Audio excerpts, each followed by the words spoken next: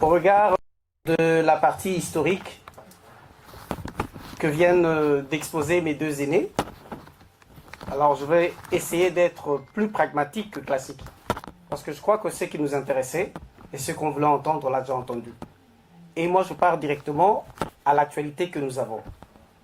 Nous avons des étrangers chez nous et nous constatons, avec beaucoup de regrets, peut-être avec beaucoup de colère aussi, que les ressortissants rwandais, sommairement qualifiés de Tutsi et qui se font appeler Tutsi congolais, nous posent des sérieux problèmes, voire des problèmes sécuritaires.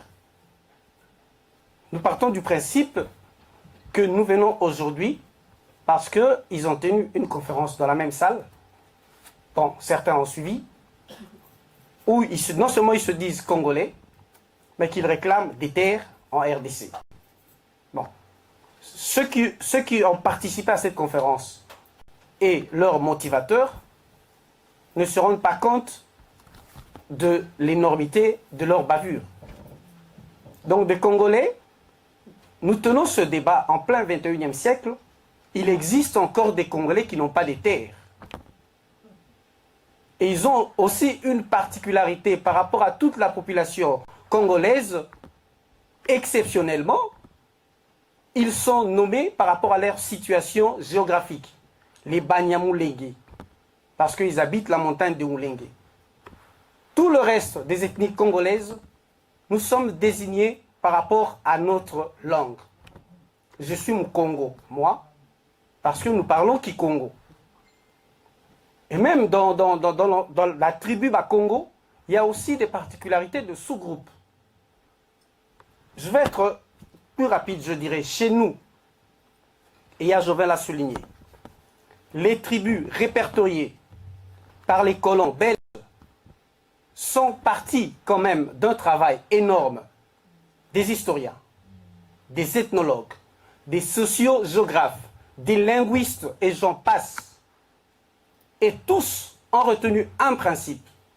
Les ethnies en RDC répondent à un principe trilogique. Un peuple, une langue, ensuite une terre.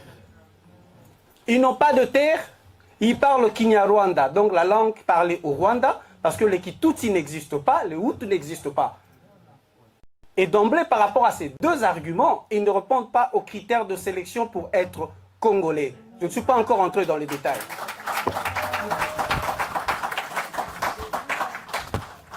De ma formation philosophique, et surtout en philosophie de communication, avec un auteur qu'on appelait Jürgen Habermas, il y a un principe qui dit, quand vous avancez une thèse, quand vous énoncez une thèse, et vous l'argumentez par des éléments qui la contredisent de l'intérieur, cela s'appelle de l'autodestruction pragmatique. Vous n'avez pas besoin d'une réponse, vous posez une thèse et vous l'éliminez vous-même. C'est ce qu'ils font. Ils sont congolais, mais ils ne parlent aucune langue du Congo, ils parlent la langue parlée au Rwanda. Et ils viennent en Belgique pour nous dire, dans cette même salle, pour dire qu'ils ont le soutien des États-Unis et de la communauté internationale pour réclamer les terres de Minembwe, de Rutshuru et d'Uvira. Est-ce que vous vous rendez compte du degré de cette bavure? Et j'aimerais bien contredire le Congolais qui les a accompagnés ici. Je cite son nom, M. Omar Basile Diatezoa. Je voudrais bien qu'il soit là et qu'il me réponde, je vais débattre avec lui par rapport aux principes retenus. Moi, je pars du temps du règne de Mobutu, parce que mes aînés sont partis de l'histoire. Je dis, je serai plus pragmatique, moins classique.